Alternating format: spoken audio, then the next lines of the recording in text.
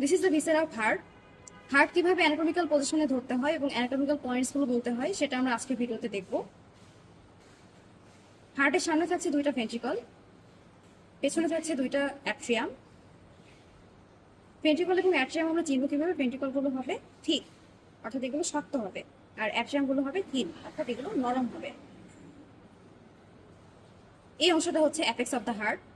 অ্যাপেক্সের shape কেমন? It's conical in shape. এই অংশটাকে বলা হচ্ছে বেস অফ দ্য হার্ট।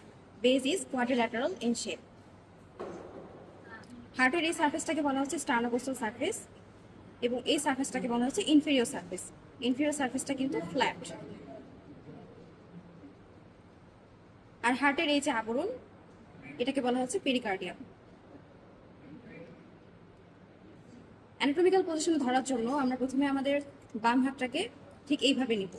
আমাদের হাতের এই পোর্শনটা থাকবে এই দিক বরাবর এবং থামটা থাকবে সামনের দিক বরাবর। এরপর আমরা হার্টের যে ইনফেরিয়র সার্ফেসটাকে আমাদের পামের উপর প্লেস করব।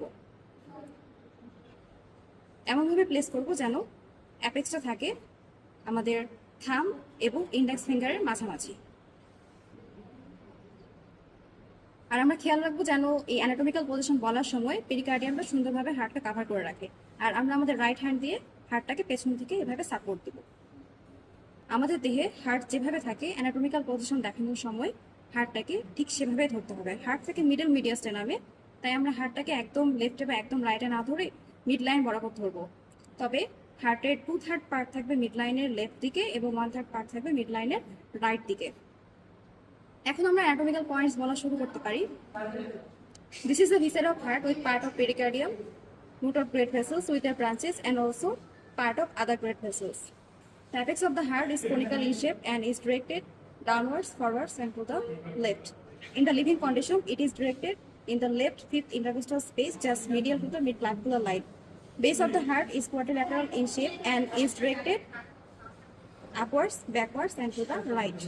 Sternocostal surface is convex and is directed forwards and upwards. Root of the great vessels lies above the heart.